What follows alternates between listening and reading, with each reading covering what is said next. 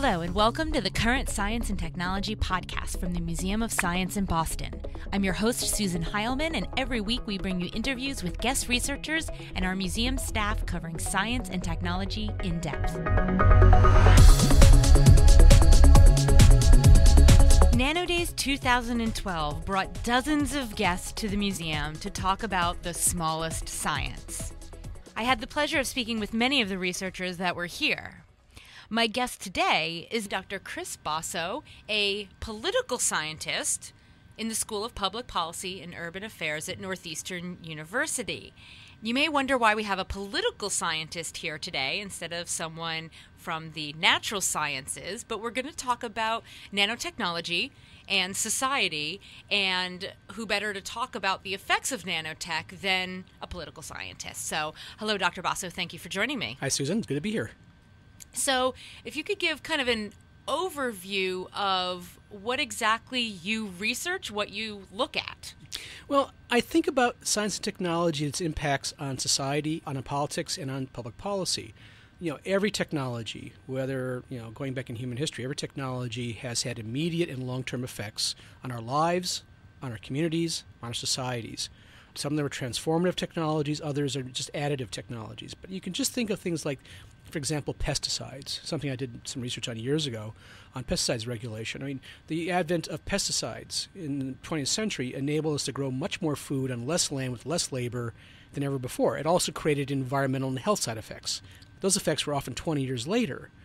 And so what we think about, and people like me think about, is what are the potential effects of any new technology on our lives, on our communities, on our societies, and obviously on public policy questions.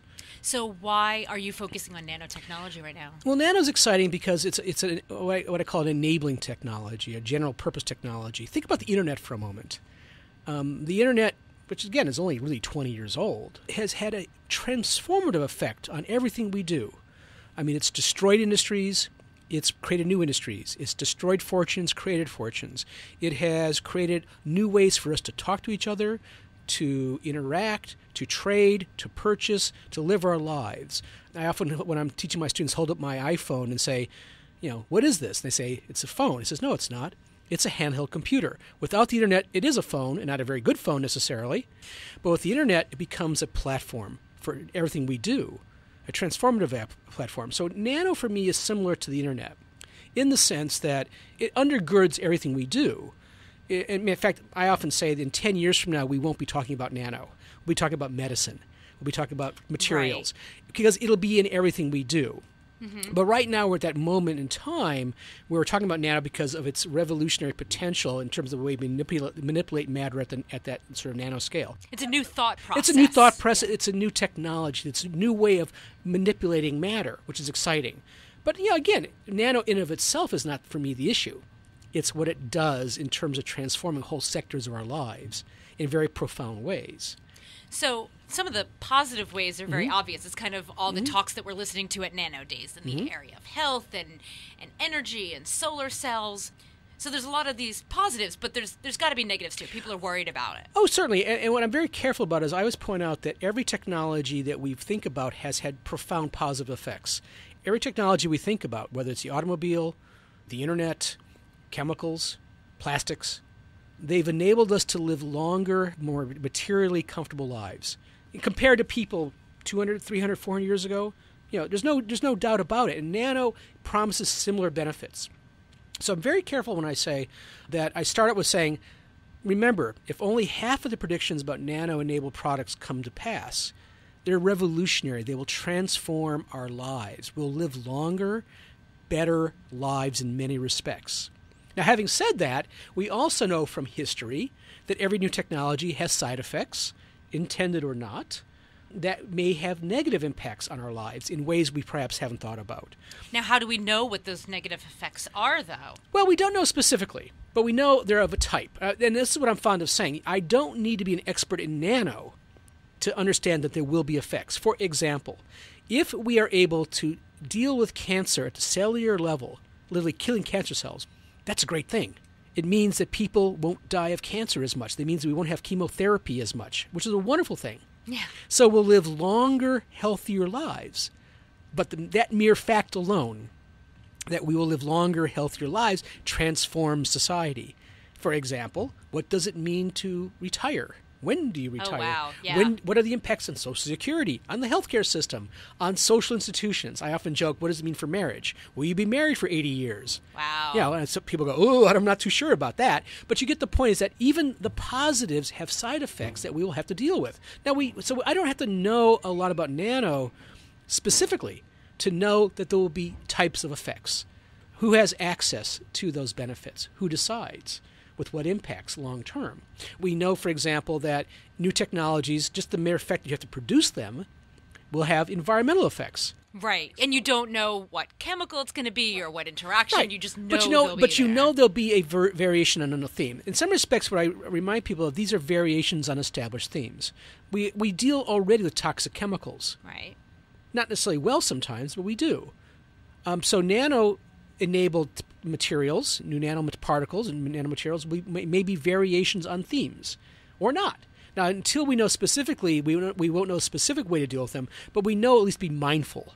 And that's what I try to point out. It's not that I have to be knowledgeable specifically about what will happen. I have to be mindful of what could happen. So what do you do? What do you think of these questions? Do you come up with answers? Do you help implement policy to handle these? What is it that you Well, where did I have that kind of power? Okay, I'll give you an example of what I do. Right now I'm working with some colleagues in mechanical industrial engineering. These are material scientists who think about, for example, how can we make new kinds of generations of lithium-ion batteries that have nanomaterials in them to extend the shelf life, rechargeability, power, etc., and sort of ask questions about, okay, what are the impacts of a whole new generation of new kinds of batteries on waste streams? Well, again, it's not that it's nano so much in that case, unless I'm told specifically that the nanomaterials may have a unique toxicity. Right now, that's not the issue. The issue is, all right, even more batteries, perhaps, in the waste stream that exists already, in a waste stream where we already are trying to figure out what to do with all these batteries. I mean, right now, do we just landfill them? Do we incinerate them? Do we try to recycle them? Economically, it makes no sense to recycle them. A lot of these rechargeable batteries, but they just can't end up in landfills, can they? Right. And so, again, in many respects, what I'm trying to do, working with scientists and engineers, is understand the science enough to know whether there's something unique here. But then, at a certain point, just ask, all right, if this is at minimum a variation on a theme, it will exacerbate existing problems. Sure. If we already have a problem with understanding toxicity questions, nanomaterials will exacerbate the problem.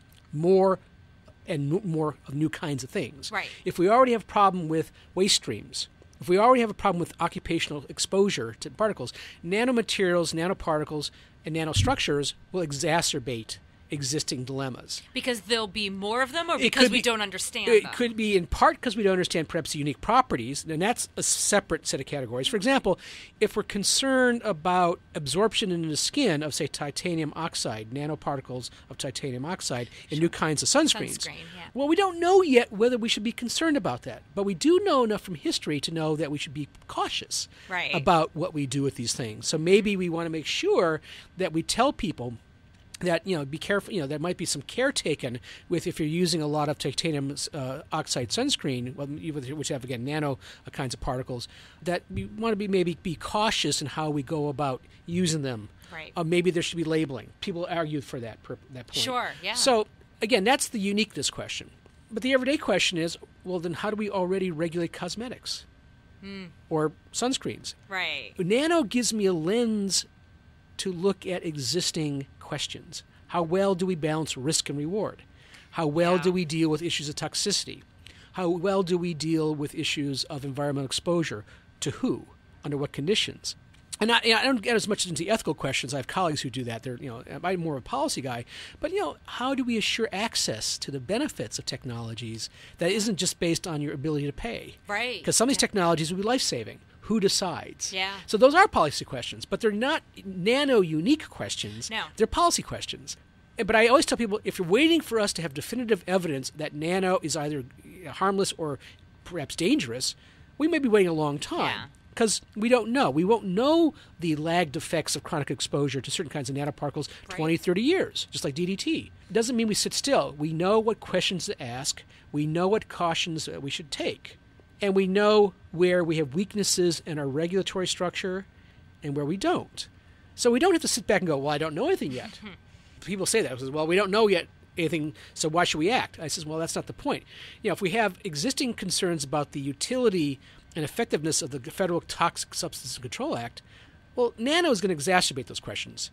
Yes. So we don't have to wait. We use Nano as our lens to look at existing conditions.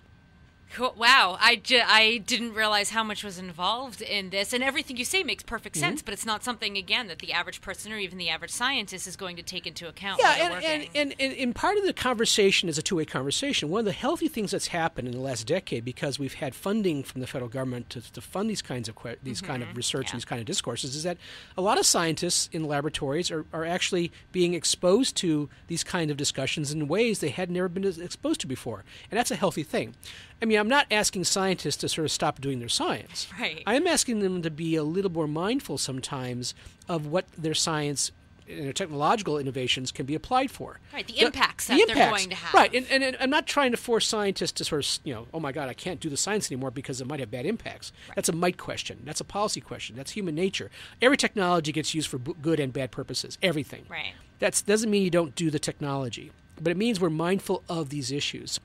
Well, that's absolutely fascinating, and I had no idea not just of what type of work you would do, but then specifically all the different effects of nano. The things I think about are how a society, especially a democratic society, can enjoy the benefits, minimize the risks, and ensure the health of future generations in a democratic way. And that's the things I think about. And specifically about nano these days. So I want to thank you, Dr. Bosso, very much for joining me here today. My pleasure.